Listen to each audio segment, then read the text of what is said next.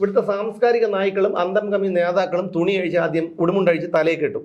തലയെ കെട്ടിയിട്ട് പിന്നെ മെഴുകുതിരി കത്തിച്ച് കടിച്ച് പിടിച്ച് പട്ടി നടക്കും പോലെ അങ്ങോട്ടും ഇങ്ങോട്ടും തെക്ക് വടക്ക് നടക്കും. ഈ പറഞ്ഞ പൾസർ സുനി ഞാൻ ഇപ്പോൾ സംഭവത്തിൽ 6 വർഷം ഉണ്ടായിരുന്നു തോന്നുന്നു. കഴിഞ്ഞ ഒരു 1.5 മാസം മുമ്പ് ഞാൻ എറണാകുളം സെഷൻസ് കോടതി പോയപ്പോൾ അവിടെ നിൽക്കുന്നു. സുന്ദര കുട്ടപ്പനായിട്ട് നിൽക്കുകയല്ലേ. ജനങ്ങളുടെ നികുതി പണമാണിത്. ഇവിടെ കണ്ടില്ലേ ലാവ്ലിൻ കേസ് 40 തവണയാണ് നീട്ടി വെച്ചത്. രാജ്യത്തെ പരമോന്നത കോടതി 40 തവണ. ഇതൊക്കെ ചെയ്തവനോ കുടുംബ സമേതം സുഖിക്കുന്നു. വിരമിക്കൽ പ്രസംഗത്തിലാണ് അദ്ദേഹം പറഞ്ഞത് ഇവിടെ പിന്നെ IS റിക്രൂട്ട്മെന്റ് നടക്കുന്നുണ്ടെന്ന്. അപ്പം എന്നിട്ട് പോലും ഇവിടെ യാതൊരു കുലുക്കവുമില്ല. ബ്ലേഡ് കൊണ്ട് വരയ്ക്കുന്നു, കയ്യിൽ ഇങ്ങനെ വെച്ചിട്ട് ബ്ലേഡ് കൊണ്ട് വരയ്ക്കുന്നു. പിന്നെ ഇത് ഞരമ്പ് അറുത്തിട്ട് ഇങ്ങനെ ചോര പൊട്ടിഞ്ഞു പോകുന്ന കണ്ട് ഉല്ലസിച്ച് കൈയടിക്കുന്നവന്മാര്. ഇങ്ങനെ വളരെ ക്രൂരമായിട്ടാണ് ഇവന്മാർ ഈ പറയുന്ന ഇന്ന് ഈ പ്രതികൾ ചെയ്തത്. മേയറെ ആരെങ്കിലും അപകീർത്തിപ്പെടുത്തുന്നു നോക്കി അവർക്കെതിരെ കേസെടുക്കണം. അങ്ങനെ ഒരുപാട് ഗുരുതരമായ കേസുകൾ അടക്കം ഈ കൊലപാതക ചീള് കേസുകളൊക്കെ ആര് നോക്കുന്നത്? അപ്പൊ ഇവിടെ ആകെ രക്ഷയുള്ളത് വിജയനും കമലയ്ക്കും വീണയ്ക്കും റിയാസിനും മാത്രമാണ്. മയക്കുമരുന്നിന്റെ ഹബ്ബായി തന്നെയാണ് ഈ കേരളം. ഒരെണ്ണത്തിന് വെളിവും വെള്ളിയാഴ്ചയും ഇല്ല. നമസ്കാരം. കേരളത്തിൽ വീടിനുള്ളിൽ പോലും ആളുകളുടെ ജീവൻ സുരക്ഷിതമല്ല. നമുക്ക് കേൾവിയില്ലാത്ത തരം കുറ്റകൃത്യങ്ങളാണ് ഇന്ന് കേരളത്തിൽ നടന്നുകൊണ്ടിരിക്കുന്നത്. എല്ലാം ഈ ഒരു 8 കൊല്ലത്തിനിപ്പുറം സഖാവ് പിണറായി വിജയന്റെ ഭരണത്തിന്റെ മേന്മയാണ് എന്ന് നമുക്ക് അഭിമാനിക്കാം. ഇന്നലെ രാത്രി തിരുവനന്തപുരം കരമനയിൽ ഒരു യുവാവിനെ അയാളുടെ വീട്ടിൽ കയറി അതിക്രൂരമായി കൊലയാളികൾ തല്ലിക്കൊന്നു. അയാളുടെ അച്ഛന് മാനസിക നില തെറ്റിയതുപോലെയാണ് അദ്ദേഹത്തിൻ്റെ ഇന്നത്തെ പെരുമാറ്റം. ഇതിലേറെ ഞെട്ടിപ്പിക്കുന്ന മറ്റൊരു കാര്യം, ഈ പ്രതികൾ മുമ്പ് മറ്റൊരു കൊലക്കേസിലെ പ്രതികളായിരുന്നു. കുറ്റപത്രം സമർപ്പിച്ചിട്ട് പോലും ഇവർക്ക് ജാമ്യം കിട്ടിയെന്നുള്ളതാണ്. ബാറിൽ വെച്ച് നടന്ന ഒരു ചെറിയൊരു തർക്കമാണ് ഈ യുവാവിൻ്റെ കൊലപാതകത്തിൽ കലാശിച്ചത്. മുമ്പൊക്കെ നമുക്ക് ആരുടെയെങ്കിലും തർക്കങ്ങളൊക്കെ ഉണ്ടാകുമ്പോൾ മാത്രം പേടിച്ചാൽ മതി. ഇതിപ്പോൾ വീടിനകത്ത് പോലും ഇരിക്കാൻ പറ്റാത്തൊരു സാഹചര്യം എത്തി. അതെ. അത് നേരത്തെ സുമേഷ് പറഞ്ഞതുപോലെ നമ്മുടെ ഭരണകൂടത്തിന്റെ ഏറ്റവും ഉത്തരവാദിത്വം ആണ്. അതായത് ഇവിടെ ഇപ്പം കൂടുതലൊന്നും നമുക്ക് സംസാരിക്കേണ്ട, പക്ഷെ നമുക്ക് ഇപ്പം തന്നെ ഈ ചർച്ച മതിയാക്കിയിട്ട് പോകുന്നതാണ് നല്ല. കാരണം ഇവിടെ ഒരു ആഭ്യന്തര വകുപ്പില്ല. ഇവിടെ ഇങ്ങനെയുള്ള ഈ ക്രിമിനലുകളെയും ഈ ക്രമസമാധാന നിലയും പരിപാലിക്കേണ്ടതും നിയന്ത്രിക്കേണ്ടതും അതിനെ കാത്തു സൂക്ഷിക്കേണ്ടതുമായ ഒരു വകുപ്പാണ് ആഭ്യന്തര വകുപ്പ് എന്ന് പറയുന്നത്. പോലീസ് നിയന്ത്രിക്കുന്ന ഒരു ആഭ്യന്തര വകുപ്പ്. ഇവിടെ ഒരു ആഭ്യന്തര വകുപ്പില്ലല്ലോ. വകുപ്പിനൊരു നാഥനില്ലല്ലോ. നാഥനില്ല കളറിയില്ല ഈ നമ്മുടെ ഈ ആഭ്യന്തര വകുപ്പ് എന്ന് പറയുന്നത്. ഇതിനൊരു മന്ത്രി ഉണ്ടോ? ഇപ്പോ ആരുണ്ട് മന്ത്രി? പേരിനുണ്ട് മന്ത്രി ഉണ്ട്. മന്ത്രി നമ്മുടെ നാട്ടിലുണ്ടോ? വേണ്ട. ഒരു DGP നാട്ടിലില്ലാതിരിക്കുന്നതാണ് ഏറ്റവും നല്ലത്. കാരണം അത്രയും നമ്മൾ ഇയാളുടെ വാർത്താ സമ്മേളനവും മറ്റു കാര്യങ്ങളും നമ്മൾ കാണണ്ടല്ലോ. ആ മോന്ത ഒന്ന് കാണണ്ടല്ലോ. പിന്നെ DGPയുടെ കാര്യം ചേട്ടൻ ഇപ്പൊ പറഞ്ഞു. കേരള ചരിത്രത്തിലെ തന്നെ ഏറ്റവും നിർഗുണനായ, കാരണം ഏറ്റവും നിർഗുണനായിട്ട് നമുക്ക് വിശേഷിപ്പിക്കാവുന്നത് ലോക്നാഥ് ബെഹ്റ ആയിരുന്നു. അതിലും നിർഗുണനായ ഒരു പോലീസ് മേധാവിയാണ് ഇപ്പോൾ ഉള്ളത്, ഷേഖ് ദർവേസ് സാഹിബ്. എന്തിനാണ് ഇദ്ദേഹം ഒരു പോലീസ് മേധാവിയായി തുടരുന്നത് എന്നറിയില്ല. അല്ല, അവരെ വീട്ടില് തുടരുന്നതിന് കാര്യമുണ്ടാണ്. അവരുടെ വീട്ടില് പിന്നെ തുണി അലയ്ക്കാൻ 2 പോലീസുകാര്, പട്ടിയെ കുളിപ്പിക്കാൻ വേറൊരു പോലീസുകാരൻ, ഡ്രൈവറായിട്ട് 2 പോലീസുകാരൻ, പിന്നെ വീട്ടില് അടുക്കളയിൽ പണി ചെയ്യാൻ 3-4 പോലീസുകാരൻ. ഇതൊക്കെ കിട്ടുന്നില്ലേ പിന്നെ? അപ്പൊ അതുകൊണ്ട് അവരെ അതൊക്കെ വെച്ചിട്ട് DGP ആയിട്ടിരിക്കാം. അതൊരു വലിയൊരു ഭാഗ്യമല്ല. നമുക്ക് അങ്ങനെയൊക്കെ ഒരാളിനെ കിട്ടുമോ? സർക്കാർ ശമ്പളത്തില് നമ്മളെ വീട്ടില് ഒരാളിനെ കിട്ടും? ഒരു കാര്യം, നമുക്കൊരു ചെറിയൊരു ചെയ്യുന്ന ജോലിയോട് ഒരല്പം ഒരു കൂറ് നമ്മൾ കാണിക്കുമല്ലോ. അത് കാണുന്നുണ്ടല്ലോ. ഇപ്പൊ കണ്ടില്ലേ, പട്ടാപ്പകല് റോഡിലിട്ട് വെട്ടി ആൾക്കാർ നോക്കിയിരിക്കുമ്പോൾ അടിച്ചു കൊന്നില്ലേ? അല്ല, കേരളത്തിൽ എന്തെല്ലാം കുറ്റകൃത്യങ്ങളാണ്. കാരണം കഴിഞ്ഞ 2-3 ദിവസങ്ങൾക്ക് മുൻപ് ഒരു മകൻ 3 പവന്റെ മാലയ്ക്ക് വേണ്ടി അമ്മയുടെ കഴുത്തറുത്തു കൊന്നു. അച്ഛൻ കോഴിക്കോട്ട് 2 സംഭവങ്ങളാണ്. ആ വീഡിയോ ദൃശ്യങ്ങൾ പുറത്തു വന്നിരുന്നതാണ്. ഒരു അച്ഛനെ മകൻ വളരെ ക്രൂരമായി മർദ്ദിക്കുന്ന ഒരു വീഡിയോ. അയാൾ മരിച്ചു. അത് കഴിഞ്ഞതിന് ശേഷം മറ്റൊരു അച്ഛനും മകനും അയാൾ മരിച്ചു, മർദ്ദനത്തിൽ മരിച്ചു. അങ്ങനെ നിരവധി കുറ്റകൃത്യങ്ങൾ. അത് കൊലപാതകമൊന്നും ഒന്നുമല്ല. അത് എന്തുകൊണ്ടാണ് കാരണമെന്ന് ചോദിച്ചു കഴിഞ്ഞാൽ, 2 കരമടച്ച രസീതും ഒരു 15,000 രൂപയും ഉണ്ടെങ്കിൽ നമുക്ക് എന്ത് ചെയ്താലും ഇറങ്ങി വരാം എന്നുള്ള ഒരു ധാർഷ്ട്യം എല്ലാ ക്രിമിനലുകൾക്കുമുണ്ട്. അതിലുപരി ഇവിടെ ഇപ്പോൾ മദ്യം മാത്രമല്ല, മയക്കുമരുന്നിന്റെ ഹബ്ബായി തന്നെയാണ് ഈ കേരളം. ഒരെണ്ണത്തിന് വെളിവും വെള്ളിയാഴ്ചയും ഇല്ല. ഭരിക്കുന്നവർക്ക് ഇല്ല, ഈ പറയുന്ന റോഡിൽ ഇറങ്ങി നടക്കുന്ന ക്രിമിനലുകൾക്കും ഇല്ല. കാരണം റോഡിലിറങ്ങി ഇപ്പം വീടിനകത്തിൽ പോലും ഇരിക്കാൻ പറ്റാത്തൊരവസ്ഥയല്ലേ? ആ പയ്യനെ കൊന്നത് വളരെ ക്രൂരമായിട്ട് ചെറിയ എന്തോ ഒരു തർക്കത്തിന്റെ പേരിൽ വീട്ടിൽ വന്നിട്ടാണ്. വീട്ടിൽ വന്ന് ആണ് തല്ലിക്കൊല്ലുന്നത്. അതെ അതെ, ചെറിയ തർക്കം എന്ന് പറഞ്ഞാൽ വെറുതെ ഒരു ബാറിലിരുന്ന് തമ്മിൽ വെള്ളമടിച്ചോണ്ടിരിക്കുമ്പോൾ എന്തെങ്കിലും അവനെങ്കിലും പറയുമല്ലോ. അപ്പം ഒരു ഈ ചെറുപ്പക്കാരാൻ അല്പം തിളപ്പ് കൂടുതലാണല്ലോ. അപ്പൊ എന്തെങ്കിലും പറഞ്ഞു കാണാം, അങ്ങോട്ട് ജോലി ചെറിയ തർക്കമാണോ, നിന്നെ കാണിച്ചു തരണം, അതെന്നാ നീ ഞങ്ങൾ കാണട്ടാ, സ്വാഭാവികമാണല്ലോ അത് പറച്ചില്. അല്ല, ഇത് മെനഞ്ഞാന്ന് മാനവീയം വീതിയിൽ പോലീസുകാരനെ മർദ്ദിച്ചു. ഇത് മാനവീയം വീതി കഴിഞ്ഞ ഓണത്തിന് മുഹമ്മദ് റിയാസ് തുറന്നു കൊടുത്തതിന് ശേഷം, അവിടെ ഉദ്ഘാടനം കഴിഞ്ഞതിന് ശേഷം എത്രയോ അക്രമങ്ങൾ ഉണ്ടായി. നിയന്ത്രിക്കാൻ കഴിയാത്തതിന് ചെയ്യാൻ പോകരുത്. പോലീസുകാർ മർദ്ദിക്കുന്നു എന്ന് പറഞ്ഞാൽ അപ്പൊ പോലീസുകാർക്ക് ആദ്യം അവര് രക്ഷപ്പെട്ടെ, എന്നിട്ട് വേണ്ട ജനങ്ങളെ രക്ഷപ്പെടുത്താൻ. അവരെ രക്ഷപ്പെടണ്ടേ, രക്ഷപ്പെടുത്താൻ. അപ്പൊ ഇവിടെ ആകെ രക്ഷയുള്ളത് വിജയനും കമലയ്ക്കും വീണയ്ക്കും റിയാസിനും മാത്രമാണ്. പിന്നെയുള്ള മന്ത്രിമാർക്കുമാണ് സുഖമുള്ളത്, ബാക്കിയുള്ള ആർക്കും. കാരണം വിജയനെ കരിങ്കൊടി കാണിച്ചു എന്ന് പറഞ്ഞിട്ടാണ് രണ്ട് വിജയന്റെ ഗൺമാന്മാരും ഒക്കെ കൂടെ ഇറങ്ങി തലതല്ലി പൊളിച്ചത്. വിജയനെ കരിങ്കൊടി കാണിച്ചത്. അപ്പൊ സാധാരണക്കാരൻ ഇവിടുത്തെ വെറും എന്താണ് അത് നമ്മൾ വെറും ഇവരെയൊക്കെ പോറ്റാനേ, ഇവരെയൊക്കെ എന്ത് പറഞ്ഞു കഴിഞ്ഞാൽ നിയന്ത്രണം എന്നും പറയുന്ന കാര്യങ്ങളാണ്, ജനങ്ങൾക്ക് മടുക്കും. അല്ല, ഈ ക്രമസമാധാന നില എന്ന് പറഞ്ഞ ഒരു ഉത്തരവാദിത്വം അല്ല. ഇത്രയും വലിയ സംഭവങ്ങൾ നടക്കുമ്പോൾ ഇവിടുത്തെ ആഭ്യന്തര വകുപ്പോ അതുപോലെ ഏറ്റെടുക്കണമെന്ന് ഇത് ശരിയല്ല ചേട്ടാ. ആഭ്യന്തര വകുപ്പിന് ഒരുപാട് വേറെ ജോലികളുണ്ട്. കാരണം മെമ്മറി കാർഡ് ഇവിടെ നിന്ന് കണ്ടുപിടിക്കണം, യദുവിനെ കുറ്റക്കാരനാക്കണോ നോക്കണം, അതുപോലെ ആരെങ്കിലും ജാതി അധിക്ഷേപം നടത്തി കഴിഞ്ഞാൽ അവരെ പോലീസിന് ആ കേസ് നോക്കണം. പിന്നെ അതുപോലെ അങ്ങനെയുള്ള കാര്യങ്ങൾ ഒരുപാട് പോലീസിന് ഗുരുതരമായ കാര്യങ്ങൾ കിടക്കുകയാണ്. കാരണം പിന്നെ മേയറെ ആരെങ്കിലും അപകീർത്തിപ്പെടുത്തുന്നു നോക്കി അവർക്കെതിരെ കേസെടുക്കണം. അങ്ങനെ ഒരുപാട് ഗുരുതരമായ കേസുകൾ എടുക്കുമ്പോൾ ഈ കൊലപാതക ചീള് കേസുകളൊക്കെ ആര് നോക്കുന്നത്? അല്ല, അത് ശരിയാണ്. പക്ഷേ ഇപ്പൊ ഇത് പറഞ്ഞപ്പോഴാണ് ഞാൻ രണ്ടും കൂടെ ഒന്ന് ചേർത്ത് ഒന്ന് വയ്ക്കാതിരിക്കാൻ നിവർത്തിയില്ല. ഇപ്പം സുമേഷ് പറഞ്ഞല്ലോ, മേയറുടെ വിഷയവും മേയർ കാര്യങ്ങളൊക്കെ നോക്കണം പോലീസിനെന്ന് പറഞ്ഞില്ലേ. ഈ രണ്ടും കൂടെ ഒന്ന് ആലോചിച്ച് നോക്കുക. അതായത് ഇന്നലെ വൈകുന്നേരം തിരുവനന്തപുരം പട്ടണത്തില് വിദ്യാഭ്യാസ വകുപ്പ് മന്ത്രിയുടെ മണ്ഡലത്തിലാണ് നടന്നിരിക്കുന്നത് ഈ സംഭവം നടന്നിരിക്കുന്നത്. വൈകുന്നേരം 5 മണിക്ക്, നല്ല പകലാണ്, കാറിൽ നിന്നും ഒരു കൂട്ടം ചെറുപ്പക്കാർ ഇറങ്ങി വരികയും ഓടി വന്നിട്ട് കാറ് നിർത്തിയിട്ട് അതിൽ നിന്ന് ഇറങ്ങി വന്നിട്ട് ഈ ചെറുപ്പക്കാരനെ പിടിച്ചിറക്കി കൊണ്ടുവരികയും തലയിൽ ഇരുമ്പ് ദണ്ടുകൊണ്ട് അടിച്ച് തള്ളി തട്ടിട്ട് ഹോളോ ബ്രിക്സ് എടുത്ത് തലയിൽ എറിയണ ചെയ്യുന്നു. ആലോചിക്കുക, ഒരു ഹോളോ ബ്രിക്സ് നമ്മളെ കൊണ്ട് എടുത്ത് പൊക്കാൻ കഴിയില്ല. ആ ഹോളോ ബ്രിക്സിന്റെ തലയിൽ എറിഞ്ഞു, ശരീരത്തിലോട്ട് എറിയുന്നു, അടിക്കുന്നു. പിന്നെ അവിടെ കണ്ടത് വേറൊരു പ്രത്യേകത എന്ന് പറഞ്ഞാൽ അവിടെ ഒരു തെരുവ് നായ വന്നു. തെരുവ് നായതിനെതിരായിട്ട് ശക്തമായിട്ട് പ്രതികരിച്ചു. എന്നിട്ട് ആൾക്കാരില്ല. തെരുവ് നായ ശക്തമായി പ്രതികരിക്കുന്നു, അത് കുരയ്ക്കുന്നു, അത് ഓടിച്ചെന്ന് ഇവരെയൊക്കെ പിന്തിരിപ്പിക്കാനുള്ള ശ്രമം നടത്തുന്നു. പക്ഷെ അതും കുറെ കഴിയുമ്പോൾ മാറിപ്പോകുന്നു. ഇതൊക്കെ നമ്മൾ കാണുകയാണ്. അപ്പൊ ഞാൻ ഈ പറഞ്ഞത് ഈ മറ്റ് സംഭവം കൂടെ നമ്മൾ ഇവിടെ ഒന്ന് ചേർത്ത് വയ്ക്കുക. അതുപോലെ തന്നെ കാറിൽ നിന്നും കുറച്ചുപേർ ഇറങ്ങി വരുന്നു. എന്നിട്ട് ഒരു ബസ്സിനെ തടഞ്ഞു നിർത്തുന്നു. ഇവിടെ ഒരു ഇന്നോവ കാറിൽ നിന്നും കുറെ തെമ്മാടികൾ ഇറങ്ങി വന്ന് ഒരുത്തിനെ പിടികൂടി തല്ലുന്നു. അവിടെ നിൽക്കുമ്പോൾ നെക്സ്റ്റ് ഷോട്ട് നമ്മൾ അപ്പുറത്ത് കാണിക്കുന്നു. ഒരു കാറിൽ നിന്നും ക്രോസ് ചെയ്ത് ഇടതുവശത്തൂടെ നിയമം ലംഘിച്ചുകൊണ്ട് ഒരു കാറ് പാഞ്ഞു കീറി നേരെ വന്ന് റോഡിലേക്ക് സീബ്രയിലേക്ക് കൊണ്ട് നിർത്തുന്നു.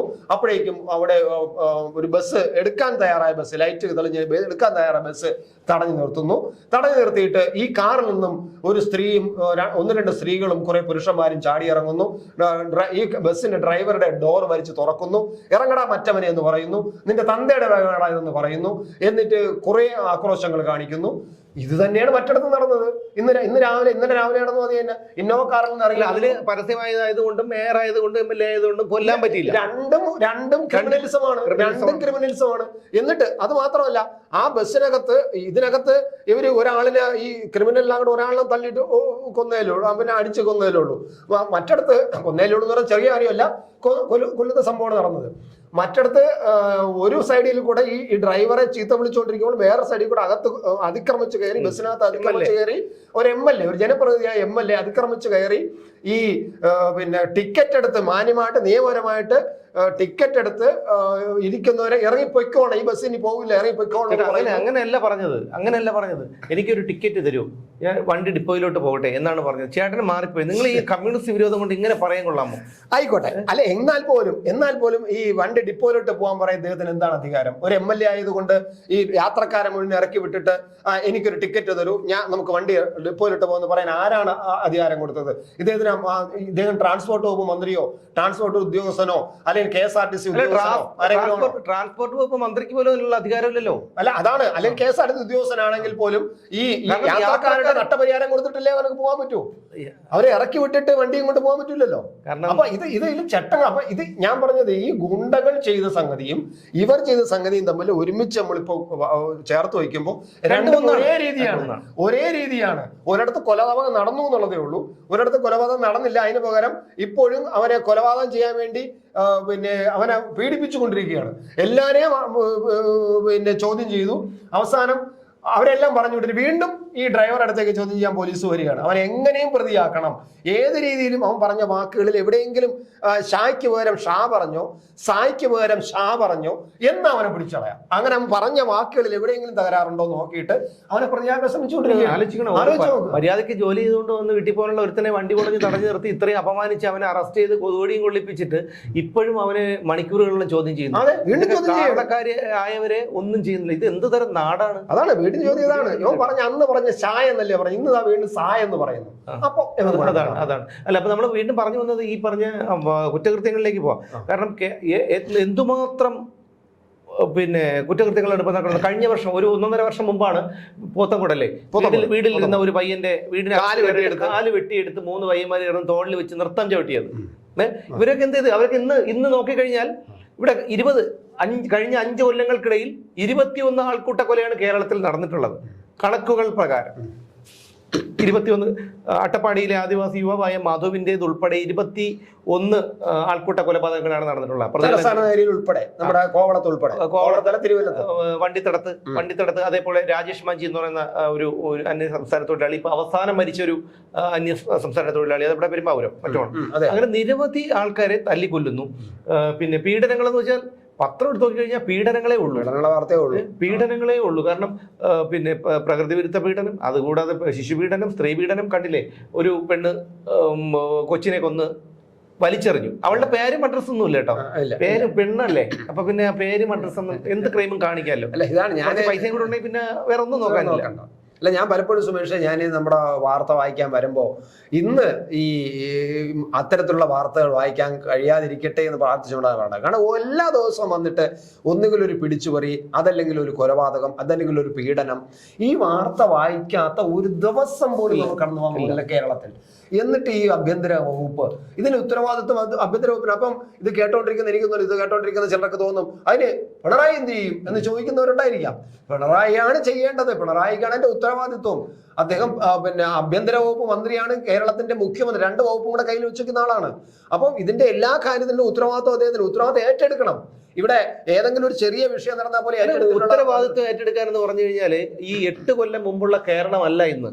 കാരണം ബാറുകൾ തുറക്കും, ഇത് പറഞ്ഞ് ഛർദ്ദിക്കാൻ വരുന്നുണ്ട് മാനം പുരട്ടിയിട്ട്. കാരണം സ്കൂളുകൾ തുറക്കും, ബാറുകൾ പൂട്ടും എന്ന് പറഞ്ഞിട്ടാണ് അധികാരത്തിൽ വരുന്നത്. 544 പുതിയ ബീവറേജസ് ഔട്ട്ലെറ്റുകളും ബാറുകളും ആണ് ഈ കഴിഞ്ഞ 1ാം പിണറായി സർക്കാരിന്റെ കാലത്ത് തുറന്നു കൊടുത്തിട്ടുള്ളത്. അതിനുശേഷം ഇപ്പൊ എന്താണ്, ആൾക്ക് മദ്യത്തിന്റെ വില ക്രമാതീതമായും കൂടിയപ്പോ ആൾക്കാർക്ക് മദ്യത്തിനേക്കാൾ വേണ്ടത് മയക്കുമരുന്നാണ്. കഞ്ചാവ് കിലോ കണക്കിനല്ലേ ട്രെയിനിൽ നിന്ന് അവിടെ നിന്ന് ഇവിടെ നിന്നും പിടിക്കുന്നത്. ഈ ഇവര് കൊണ്ടുവരുന്നതും വിതരണം ചെയ്തതും എല്ലാം പിടിക്കുന്നുണ്ടോ? ഇല്ല. ഒരു കുറച്ചാണ് അവർ പിടിക്കുന്നത്, ബാക്കി ഇവരുടെ പറഞ്ഞിട്ടാണ് അവർ കച്ചവടം നടത്തിക്കൊണ്ടിരിക്കുന്നത്. പിന്നെ MDMA. അങ്ങനെ ആർക്കും ബോധമില്ല, കൊച്ചുകുട്ടികൾക്ക് പോലും ബോധമില്ല. ആ ഒരു കാരണം കോട്ടൺ ഹിൽ ഹൈസ്കൂളിൽ നമ്മൾ കണ്ടതാണ് ഒരു വർഷം മുമ്പ് ഒരു സ്കൂൾ കുട്ടിയുടെ ബാഗിൽ നിന്ന് കഞ്ചാവ് പിടിച്ച സംഭവം. അപ്പം ഇതൊക്കെ ഉണ്ട്.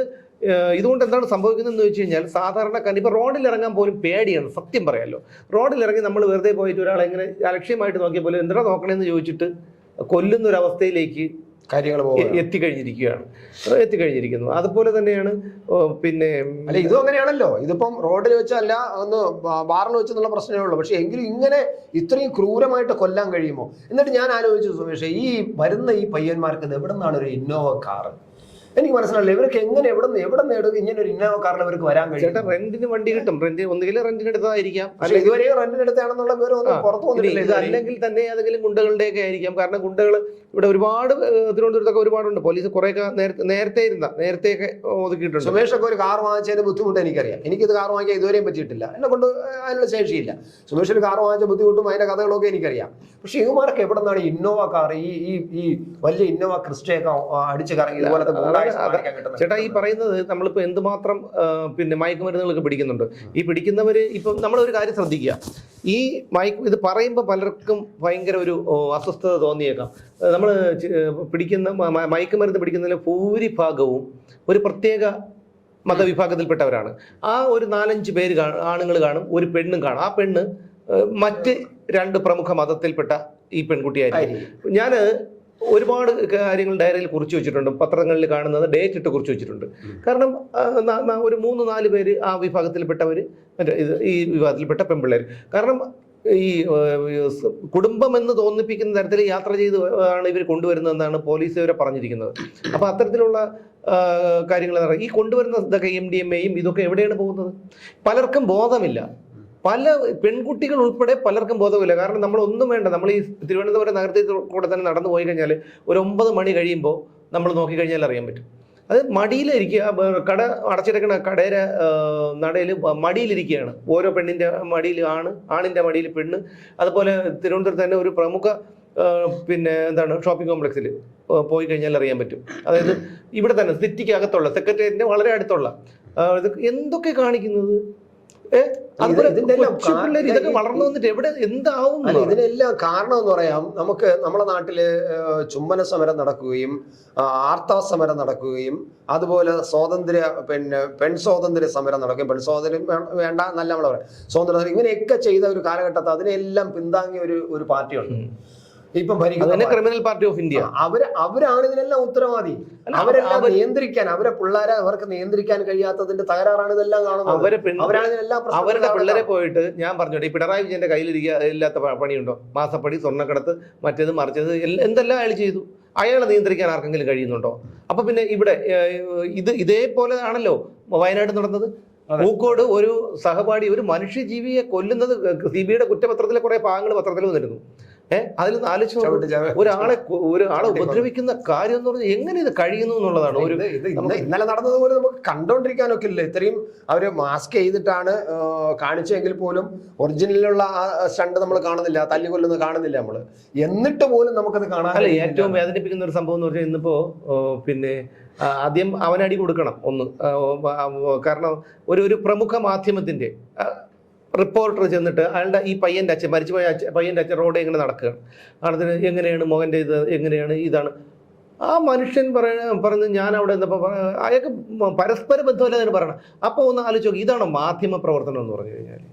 മൈക്കും തൂക്കിക്കൊണ്ട് ചെന്നിട്ട് ആ മനുഷ്യൻ്റെ മകൻ മരിച്ച് പോസ്റ്റ്മോർട്ടത്തിന് ടേബിളിൽ കിടക്കുന്ന ആ മകൻ്റെ അടുത്ത് നിന്നിട്ട് എങ്ങനെയാണ് സംഭവിച്ചതെന്നൊക്കെ ചോദിക്കണതിൻ്റെ പിടലിക്കിട്ട് അടിച്ചു കൊടുക്കണ്ടേ? അല്ല, അത് പറയുമ്പോൾ പണ്ട് വലിയൊരു മാധ്യമ പ്രവർത്തക ഒരു ഫ്ലാറ്റിൽ ചെന്നിട്ട് വലിയൊരു ഈ ശബരിമല ഒരു തന്ത്രിയുടെ വിഷയം വന്നപ്പോൾ ആ കൊച്ച് ഒന്നും അറിഞ്ഞൂടാ, അത് ഒരു ഇന്നസെന്റ് കുട്ടിയാണ്, എന്താണ് അറിഞ്ഞൂടാ, അമ്മ എപ്പോൾ വരും, എന്താണ് അമ്മയുടെ ജോലി എന്താണ് ഒന്നും അറിഞ്ഞു. ഒരു സ്കൂളിൽ പോകുന്ന ഒരു കൊച്ചു കുട്ടി, 7 വയസ്സ് 6 വയസ്സ് 7 വയസ്സേ ഉള്ളൂ. അതിനോട് ചെന്ന് ചോദിച്ച ചോദ്യങ്ങൾ നമ്മൾ കണ്ടാണ്. ഇന്ന് അവര് ആ മാധ്യമപ്രവർത്തക ഇന്ന് വലിയൊരു മാധ്യമപ്രവർത്തകയുടെ വലിയൊരു സ്ഥാനത്തിരിക്കുകയാണ്. അവര് ചോദിച്ച ചോദ്യങ്ങൾ ഇപ്പോഴും എന്റെ മനസ്സിനകത്തുണ്ട്. സത്യം പറഞ്ഞ കണ്ണ് തുള്ളിപ്പോയി ഞാൻ ആ ചോദ്യങ്ങൾ ചോദിക്കണ കേട്ടപ്പോ ആ കൊച്ചു കുട്ടിയോട്. ആലോചിച്ച് നോക്കുക, ഇതാണ് നമ്മുടെ മാധ്യമപ്രവർത്തനം. നമ്മളിനി പറഞ്ഞിട്ട് കാര്യമില്ല,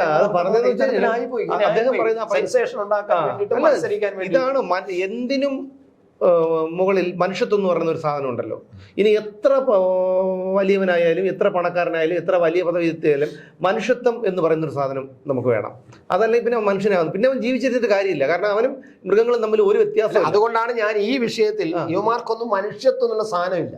ഇവർ മനുഷ്യർ, 2 കാലും 2 കൈയും സംസാരിക്കാൻ നാക്കും ഉണ്ട് എന്നല്ലാതെ, കൈ കൊണ്ടെടുത്ത് ആഹാരം കഴിക്കാൻ കഴിയുന്നു അല്ലാതെ ഇവരൊന്നും മനുഷ്യരല്ല. ഇന്ന് ഈ ചെറുപ്പക്കാരനെ തല്ലിക്കൊന്ന ആ കൊല്ലപ്പെട്ട ചെറുപ്പക്കാരെ എന്തോ എങ്ങനെ ആയിക്കോട്ടെ, പക്ഷെ നമ്മുടെ കണ്ണിൽ മുമ്പോട്ട് പട്ടാപ്പകൽ ഇങ്ങനെ കൊന്നവരെ സത്യത്തിൽ ചെയ്യേണ്ടതെന്ന് പറഞ്ഞാൽ നമ്മുടെ പഴയ ഇപ്പോഴത്തെ നിയമത്തിന്റെ ഈ ലൂപ്പ് ഹോളാണ്. അതുകൊണ്ടാണല്ലോ 2019 ഈ എവൻ കൊന്ന ആൾക്കാർ ഒരുതരം കൊന്നിട്ട് അത് നമ്മൾ ആലോചിക്കണം. അതിനെക്കുറിച്ച് നമ്മൾ പറയുമ്പോൾ അതിന് ഞാൻ 2 സാധനം നമ്മൾ ഇവർ വന്നതിൽ മേയറിന്റെ വിഷയമായിട്ട് കൂട്ടി ചോദിച്ച പോലെ 2019 ഇവർ വരുന്നത് ഈ ചെറുപ്പക്കാരനെ വന്ന് ജ്യൂസ് കുടിക്കാൻ വനം തോന്നുന്ന ചെറുപ്പക്കാരൻ ജ്യൂസ് കുടിക്കാൻ വന്നപ്പോൾ ആ ജ്യൂസ് കുടിച്ചോണ്ടിരിക്കുമ്പോൾ അവനെ ചെന്ന് തന്ന് അടിച്ച് തള്ളിയിട്ടിട്ട് പൊക്കിയെടുത്ത് ബൈക്കിന്റെ ഇടയിൽ കയറ്റാണ്. രണ്ടുപേര് വന്നിട്ട് ഇവർ രണ്ടുപേരും ഇടയ്ക്ക് ബൈക്കിൽ കയറ്റിയിട്ട് കൊണ്ടുപോവുകയാണ് ചെയ്ത്.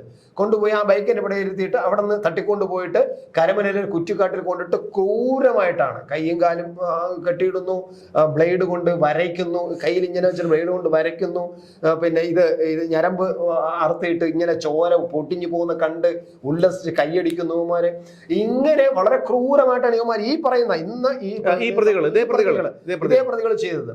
ഞാൻ അത് പറഞ്ഞപ്പോഴാണ് എനിക്ക് പെട്ടെന്ന് ഹമാസ് ഇസ്രയേൽ ആക്രമിച്ചപ്പോൾ സ്ത്രീകളെ അവിടുത്തെ സ്ത്രീകളെ ഒരുപാട് പേരെ ഇങ്ങനെ ബൈക്കുകളിൽ രണ്ടുപേര് വരിക, പൊക്കിയെടുക്കുക, രണ്ടടി കൊടുക്കുക, തള്ളിയിടുക, അവിടെ നിന്ന് എടുത്ത് പൊക്കിയെടുത്ത് ബൈക്കിൽ ഇരുത്തുക, നേരെ ഹമാസിന്റെ അങ്ങോട്ടേക്ക് പോവുക.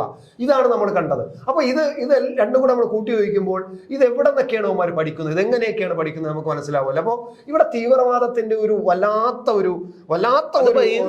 പറയുന്നത് അത് നമ്മുടെ 2 മുൻ DGP-മാര്, അതായത് TP Senkumar, 3 DGP-മാര്, 2 TP Senkumar, 3 DGP.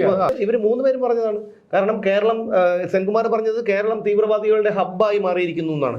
അതായത് അദ്ദേഹം അപ്പൊ അദ്ദേഹത്തിന്റെ സംഖ്യയാക്കി. അതാണല്ലോ എളുപ്പം. വർഗീയതയെയും തീവ്രവാദിയെയും പറ്റി പറയുന്നവനെല്ലാം സംഖ്യയാക്കുക, അല്ലെങ്കിൽ RSS-കാരനാക്കുക. അതാണല്ലോ. ലോക്നാഥ് ബെഹ്റ വിരമിച്ചതിന് ശേഷമാണ് പറഞ്ഞത്. വിരമിക്കൽ പ്രസംഗത്തിലാണ് അദ്ദേഹം പറഞ്ഞത് ഇവിടെ പിന്നെ IS-ന്റെ റിക്രൂട്ട്മെന്റ് നടക്കുന്നുണ്ടെന്ന്.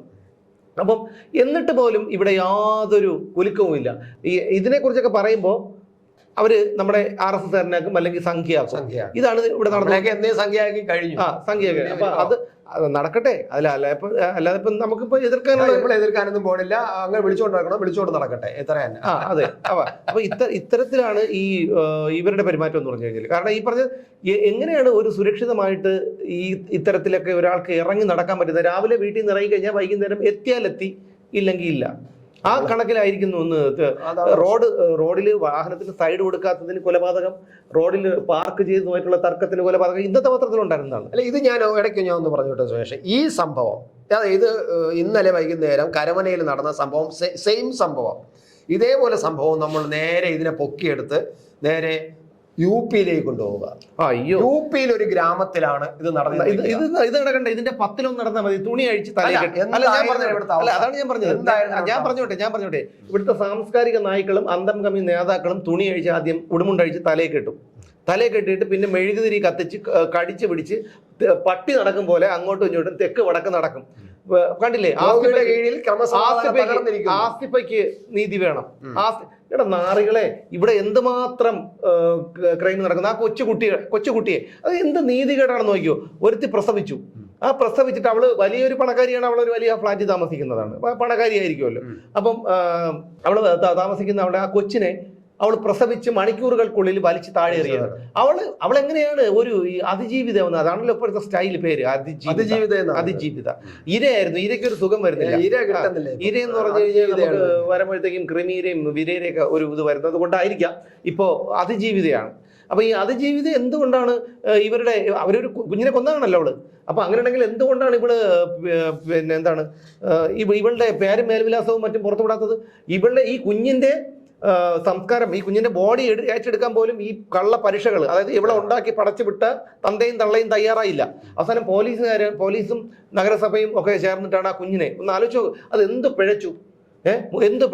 അതിപ്പോ മറ്റേ വെൻഡിങ് മെഷീൻ ഉണ്ടല്ലോ കോണ്ടത്തിന്റെ, 50 ദിവസം തൊട്ട് കൊടുത്താൽ മതി. ഇല്ലെങ്കിൽ ആരെടുത്തെങ്കിലും 30 രൂപ കൊടുത്താൽ 3 എണ്ണം കിട്ടും. അല്ലെങ്കിൽ പോട്ടെ, ഇതുപോലും വാങ്ങിക്കാൻ ഗതിയില്ലാത്ത എന്തിനു മറ്റേ പണിക്ക് പോകുന്നത്? അല്ല, ഞാൻ ചോദിച്ചോട്ടെ. അല്ല ചേട്ടാ, ഞാൻ ഒരു കുഞ്ഞിന് വേണ്ടി ഓരോ മനുഷ്യർ ഇവിടെ കിടന്ന് തെക്ക് വടക്ക് നടക്കുകയാണ്. ലക്ഷങ്ങളാണ് ആശുപത്രി കൊണ്ട് കളയുന്നത്. ഓരോന്ന് ദത്തെടുക്കാൻ പോലും പറ്റാത്ത ഒരു അവസ്ഥയിലാണ്. ഒരുപാട് നിയമങ്ങൾ. ഒന്ന് ആലോചിച്ച് നോക്കൂ. അവള് ഗർഭിണിയായത് ആരും അറിഞ്ഞില്ല. ഈ ഉണ്ടാക്കിയ തന്ത എന്നാൽ ഇതിനെയൊക്കെ നിയന്ത്രിക്കാൻ പറ്റില്ലെങ്കിൽ എന്തിനെ ഉണ്ടാക്കാൻ പോകുന്നു? അല്ല, ഞാൻ ആ കുഞ്ഞിന്റെ ഇത് കണ്ടില്ലേ, ഞാൻ കരഞ്ഞു പോയി. സത്യം പറഞ്ഞ TV കണ്ടിട്ട് ആ DYSP പോലീസ് CI കൊണ്ടുവന്നിട്ട് കളിപ്പാടം കിലിക്കാൻ പറ്റി വെക്കുകയാണ് അതിന്റെ മുകളിൽ. അതെന്ത് പഴച്ചു? ആ കുഞ്ഞെന്ത് പഴച്ചു? എന്തിനാണ് ഈ ജനങ്ങൾക്ക് യുവമാരെയും കൊന്നുകൊള്ളണം? യുവമാരെ കൊല്ലണം ഞാൻ പറഞ്ഞില്ലേ. ഇവിടത്തെ എന്റെയോ നിങ്ങളുടെയോ പാർട്ടിക്കാരുടെയോ കുഴപ്പമല്ല. ഇവിടുത്തെ നിയമത്തിന്റെ കുഴപ്പമാണ്. സാധാരണക്കാരന് ഒരു ചെറിയ എന്തെങ്കിലും ചെയ്താൽ അവനെ അങ്ങോട്ട് ഒരു ജാതി പറഞ്ഞ് അധിക്ഷേപിച്ചു എന്ന് ഞാൻ അനുഭവിച്ചവരാണ്. ജാതി പറഞ്ഞ് അധിക്ഷേപിച്ചു എന്നും പറഞ്ഞുകൊണ്ട് കൊണ്ടുവന്ന് ഒരു പരാതി കൊടുത്തു കഴിഞ്ഞാൽ അറിയുമോ 19 ദിവസം ജയിലിൽ കിടന്നു. അവർക്ക് എന്തും ചെയ്യാം. അവർ ചെയ്യുന്നതിന് നമ്മൾ പറയുന്നതാണ് കുഴപ്പം. 19 ദിവസം ജയിലിൽ കിടന്നു. എന്നിട്ട് എത്രയോ ദിവസം 6 മാസത്തോളം തിരുവനന്തപുരത്ത് നിന്ന് ഓരോ ആഴ്ചയും ഒപ്പിടാൻ വേണ്ടിയിട്ട് ക്രൈംബ്രാഞ്ച് ഓഫീസിൽ പോകണം. ഇപ്പൊ രണ്ടാമത്തെ കേസ് 15,000 രൂപ അഡ്വക്കേറ്റിന് കൊടുത്തിട്ട് മുൻകൂർ ജാമ്യം എടുത്തിരിക്കുകയാണ്. ഒന്ന് ആലോചിച്ച് നോക്കൂ, ചെയ്യാത്ത കുറ്റത്തിന്. അതിനൊക്കെ അങ്ങോട്ട് കോടതി നിയമവും പോലീസും കൊണ്ടല്ലോ നിക്കർ വരെ ഊരിയിട്ട് അളവ് നോക്കി എടുക്കാനായിട്ട്. ഇവിടെ ഇതിനൊന്നും ഇവിടുത്തെ നിയമമാണ് ഇതുപോലുള്ള കള്ള കഴിവേറുകളെ വളർത്തിക്കൊണ്ട് വന്ന് പോറ്റുന്നത്. ഇവിടെ കണ്ടില്ലേ ലാവ്ലിൻ കേസ് 40 തവണയാണ് നീട്ടി വെച്ചത് രാജ്യത്തെ പരമോന്നത കോടതി. 40 തവണ. ഇതൊക്കെ ചെയ്തവനോ കുടുംബ സമേതം സുഖിക്കുന്നു. ഇത് വധശിക്ഷ പ്രാകൃത നിയമമൊന്നും എന്ത് കുഴപ്പമില്ല. പ്രാകൃത നിയമം ഒന്നുമല്ല. അപൂർവങ്ങളിൽ അത്യപൂർവമായ കേസിന് മാത്രമേ വധശിക്ഷയുള്ളൂ. ഇവിടെ വധശിക്ഷയ്ക്ക് വിധിച്ച അവന്മാർ തന്നെ ഇവിടെ തിന്ന് കൊഴുത്ത് ജയിലിൽ കിടപ്പുണ്ട്. ഷൊർണൂരില് സൗമ്യ ഗോവിന്ദച്ചാമി സൗമ്യ കൊലക്കേസില് അവൻ ഇന്ന് കാണണം. അവൻ തിരിച്ചറിയി കഴിഞ്ഞാൽ അവന് സിനിമയിൽ അഭിനയിക്കാം. അവനെ സിനിമയിൽ അഭിനയിക്കാം. പിന്നെ അതുപോലെ എത്രയോ പേര് ഈ പറഞ്ഞ പൾസർ സുനി ഞാൻ ഇപ്പോൾ സംബന്ധത്തിൽ 6 വർഷം ഉണ്ടായിരുന്നു. കഴിഞ്ഞ ഒരു 1.5 മാസം മുമ്പ് ഞാൻ എറണാകുളം സെഷൻസ് കോടതി പോയപ്പോൾ അവിടെ നിൽക്കുന്നു. സുന്ദര കുട്ടപ്പനായിട്ട് നിൽക്കുകയല്ലേ. ജനങ്ങളുടെ നികുതി പണമാണിത്. ഇവിടെ എത്രയോ പേര് എന്റെ ഒരു ഓർമ്മ ശരിയാണെങ്കിൽ 13 പേരെന്തോ കേരളത്തില് വധശിക്ഷ കാത്ത് കഴിയുകയാണ്. ഇവിടെ അതൊന്നുമില്ല. കാരണം കോടതിക്ക് അതൊന്നും വേണ്ടെന്നേ. ഇവിടെ കുറെ മനുഷ്യസ്നേഹികളുണ്ട്. പിന്നെ പ്രാകൃത നിയമമാണ് വധശിക്ഷ. വീട്ടിൽ വെറുതെ മര്യാദയ്ക്കിരിക്കുന്നവന്റെ വീട് തല്ലി ചവിട്ടി തുറന്ന് അകത്ത് കയറി അവനെ കഴുത്തറുത്ത് കൊണ്ടിട്ട് അവിടെ നിന്ന് സാധനം മോട്ടിച്ചുകൊണ്ട് പോകുന്നവൻ എന്താണ്? അപ്പൊ അതെന്താ അവന് തിരിച്ച് ഇത് വേണ്ടേ? അപ്പൊ ഈ മരിച്ചവൻ നീതി വേണ്ടേ? ഇവനെ പിടിച്ച് സർക്കാരിന്റെ ജനങ്ങളുടെ രാജ്യത്തെ ജനങ്ങളുടെ നികുതി പണം എടുത്ത് തീറ്റി പോറ്റി മട്ടനും ചിക്കനും മീനും എല്ലാം കൊടുത്ത് തീറ്റി പോറ്റി ഇവനെയൊക്കെ പിന്നെ ഇടയ്ക്ക് ഗൾഫിൽ നിന്ന് വരുമ്പോൾ പരോളിലും വിട്ട് താമസിപ്പിച്ചിട്ട് 14 വർഷമോ അല്ലെങ്കിൽ 8, 9, 10 വർഷം കഴിഞ്ഞ് തുറന്നു വിട്ട് കഴിഞ്ഞാൽ ഈ ചത്തുപോയതിന് നീതി കിട്ടോ? അവന്റെ ആത്മാവിന് നീതി കിട്ടോ? അവന്റെ കുടുംബാംഗങ്ങൾക്ക് ഈ മരിച്ചുപോയ ആളിനെ കിട്ടോ? ആദ്യം ഇവിടുത്തെ കോടതികളും നിയമങ്ങളും തിരുത്തണം. അതാണ് വേണ്ടത്. ഇനി ഇപ്പൊ നോക്കിയോ, ഇവന്മാർക്ക് ധൈര്യമായി. അവര് സ്റ്റാറുകളെ പോലെ സ്റ്റാറുകളായി.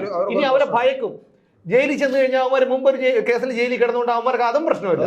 എന്താണ് സംഭവിക്കുന്നത് അറിയാം. പിന്നെ പോലീസുകാർക്ക് പോലും ഇവന്മാരെ ഒന്ന് കൈവയ്ക്കാൻ പറ്റില്ല. എൻ്റെ ഒരു സുഹൃത്തായ ഒരു ഉദ്യോഗസ്ഥൻ പറഞ്ഞാണ്, അദ്ദേഹം സർവീസിൽ കയറുന്ന സമയത്ത് ഇതേപോലെ ഇവൻ ക്രൈം ചെയ്തു എന്ന് അവർക്ക് ഉറപ്പുണ്ടെങ്കിൽ ഇവനെ പിടിച്ച് കൊണ്ടുവന്നിട്ട് 2 എണ്ണം കൊടുത്താൽ ഇവന്മാർ പറയുള്ളൂ. അതറിയാം. അന്ന് അങ്ങനെ ചെയ്യാമായിരുന്നു. ഇന്ന് ചെയ്യാൻ പറ്റില്ല. കാരണം ഈ പറയുന്നത് പോലീസുകാർക്ക് അതിൻ്റെതായ പരിശീലനം കിട്ടിയവരാണല്ലോ. കള്ളം പറയുമ്പോൾ അവർക്ക് കൃത്യമായിട്ട് അറിയാം. പോലീസുകാർക്ക് കൃത്യമായിട്ട് അറിയാം ആര് കള്ളം അവർക്ക് കൃത്യമായിട്ട് അറിയാം. ആ കള്ളം പറയുന്നവനെ ഇവർക്ക് ഒന്ന് എടാ മോനെ മക്കളെ പറയടാ എന്ന് പറഞ്ഞ് തെളിയിക്കേണ്ട സ്ഥിതിയാണ്. അവനെ ഒരു അടി കൊടുക്കാൻ പറ്റില്ല. പോലീസ് ഇത് മിസ്യൂസ് ചെയ്യുന്നില്ല എന്നല്ല, എല്ലാവരും അങ്ങനെയല്ലല്ലോ. അല്ല, മാധ്യമങ്ങളും ഇതിന്റെ ഒരു പ്രധാന ഉത്തരവാദികളാണ്. എന്തെങ്കിലും വന്നു കഴിഞ്ഞാൽ ഉടനെ മാധ്യമം വാർത്തയാക്കുന്നു, വലിയ വിഷയമാക്കുന്നു. ചേട്ടാ ഞാൻ ചോദിച്ചോട്ടെ, ഇവിടെ പോലീസ് ഇപ്പൊ പോലീസുകാർ നമ്മളൊന്നും ചെയ്തിട്ടില്ല, പക്ഷെ ഈ പോലീസുകാർ എന്ത് ചെയ്താലും അത് ഈ സത്യാവസ്ഥയൊന്നും അവർക്ക് അറിയണ്ട കേട്ടാ. സത്യാവസ്ഥ ഇവിടെ ഈ പറയുന്ന ഗൺമാനെയൊക്കെ എന്താണ് ചെയ്യേണ്ടത്? അയാളെയൊക്കെ എന്തെങ്കിലുമൊക്കെ വലുതായിട്ട് ഇപ്പൊ ഒരു CI മരണപ്പെട്ടു. ആ CI എങ്ങനെയാണ് മരിച്ചതെന്നും അതിൽ നടന്ന സംഭവങ്ങൾ എന്താണെന്നും ഇപ്പോൾ അദ്ദേഹത്തിന് ഒരു കുഴപ്പവും വരാൻ പോകുന്നില്ല. അദ്ദേഹം ആ കേസ് നേരാൻ വണ്ണം പോയിരുന്നെങ്കിൽ അതിൽ നിന്നെല്ലാം അദ്ദേഹത്തിനെ കുറ്റവിമുക്തനാക്കിയനെ. അതിന്റെ കംപ്ലീറ്റ് തെളിവ് എന്റെ കയ്യിൽ ഇരിപ്പുണ്ട്. അത് മാത്രമല്ല, ആ മനുഷ്യനെ എനിക്ക് വ്യക്തിപരമായിട്ട് അറിയാന്നുള്ള ഒരു മനുഷ്യനാണ് അദ്ദേഹം തൂങ്ങി മരിച്ചു. 2 കുട്ടികളും ആ തള്ളയും അനാഥരായി. ഒന്ന് ആലോചിച്ച് നോക്കൂ. അതിനൊന്നും ഒന്നുമില്ല. ഇതൊന്നും പറഞ്ഞിട്ടൊന്നും കാര്യമില്ല. ജനങ്ങള് നിയമം കയ്യിലെടുക്കും. കാരണം അതിന്റെ സൂചനയാണിത്. കോടതിയിൽ അല്ലെങ്കിൽ പിന്നെ നിയമവ്യവസ്ഥയിൽ ജനങ്ങൾക്ക് വിശ്വാസമില്ലാതായി തീർന്നിരിക്കുന്നു. അതുകൊണ്ടാണ് പലരുടെയും മുഖത്ത് ആസിഡ് വീഴുന്നതും പലരും തിരിച്ച് കൊലപാതകങ്ങൾ ചെയ്യുന്നതും കാല് വെട്ടുന്നതും കൈ വെട്ടുന്നതും ഒക്കെ. അത് ഇവിടുത്തെ നിയമത്തിന്റെ കഴിവുകേട് കൊണ്ട് തന്നെയാണ്, അല്ലാതെ വേറെ ഒന്നുമല്ല.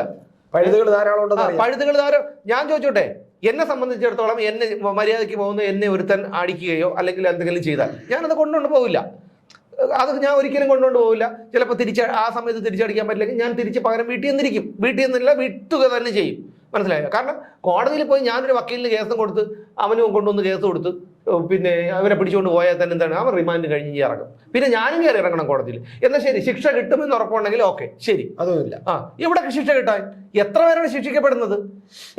ഇവിടെ ജാതി പറഞ്ഞ് അധിക്ഷേപിച്ചു എന്ന് പറഞ്ഞ് എത്രയോ പേർക്കെതിരെ കേസ് കൊടുക്കുന്നുണ്ട്. തിരുവനന്തപുരത്ത് നെടുമങ്ങാട്ടാണ് SC/ST കോടതി. ആ SC/ST കോടതിയിൽ എൻ്റെ അറിവ് ശരിയാണെങ്കിൽ 2000-ലധികം കേസുകളാണ് കെട്ടിക്കിടക്കുന്നത്. 2000-ലധികം കേസുകളാണ്. എന്നെ കൊഞ്ഞനം കുത്തി, എന്നെ ജാതി പറഞ്ഞ് അധിക്ഷേപിച്ചു, എന്നെ അത് പറഞ്ഞു, എന്നെ കോക്കറി കാണിച്ചു, ഇതൊക്കെ പറഞ്ഞുള്ള കേസുകൾ. ഒന്നാലോചിക്കണം, കോടതിയുടെ സമയം, പോലീസിന്റെ സമയം, ഈ എതിർഭാഗത്തുള്ളവന്റെ ബുദ്ധിമുട്ട് ഒന്ന് ആലോചിച്ച് നോക്കൂ. എന്തൊരു നാടാണെന്ന് നോക്കൂ. സത്യം പറഞ്ഞാൽ ഇവിടെ ജീവിക്കാൻ തന്നെ തോന്നുന്നില്ല. ആ തരത്തിലുള്ള നിയമം, വോട്ട് കിട്ടാനും കയ്യടി വാങ്ങാനും ഉള്ള കുറെ നിയമം ഉണ്ടാക്കി വെച്ചിട്ടുണ്ട്. അതിനെല്ലാം അനുഭവിക്കേണ്ടത് സാധാരണക്കാരെന്ന് വെച്ചാൽ ഇതിലൊന്നും പെടാത്തവർ, ഈ ഒരു കാറ്റഗറിയിൽ ഒന്നും പെടാത്തവരാണ്. പിന്നെ ഈ പറഞ്ഞ കണക്ക് കൊല്ലുന്ന രാജാവിന് തിന്നുന്ന മന്ത്രി എന്ന് പറഞ്ഞതുപോലെ പിണറായി വിജയനല്ലേ കേരളം ഭരിക്കുന്നത്. ഇതല്ല, ഇതിലപ്പുറം തന്നെ ഇനിയും വരും. അതിനൊന്നും ഒരു സംശയം വേണ്ട, ഒരു കാര്യം വേണ്ട. കാരണം ഇത്തരം ക്രിമിനലുകൾ ഉണ്ടെങ്കിൽ മാത്രമേ ഈ നാടിന് ഇനി നിലനിൽപ്പുള്ളൂ. കാരണം ഇവരുടെ കയ്യിലെത്തും. ഇവിടുത്തെ ക്രമസമാധാനം പോലീസിന്റെ കയ്യിൽ നിന്ന്, പോലീസുകാരെ പോലും ഇപ്പോൾ കൈവയ്ക്കുകയാണ്. പോലീസിന്റെ കയ്യിൽ നിന്ന് ഇത്തരം ക്രിമിനലിന്റെ കയ്യിലെത്തും. അതുപോലെ ഇവിടുത്തെ സാധാരണക്കാരൻ ഇനി ഇവരെയൊക്കെ ഭയന്ന് ജീവിക്കേണ്ടി വരും. രാവിലെ വീട്ടിൽ നിന്ന് ഇറങ്ങി കഴിഞ്ഞാൽ വൈകുന്നേരം വീട്ടിൽ ചെല്ലുന്നത് തന്നെ മഹാഭാഗ്യം എന്ന് കരുതി തന്നെ ഇവിടെ ജീവിക്കേണ്ടി വരും. മറ്റൊരു വിഷയവുമായി വീണ്ടും കാണാം നാളെ.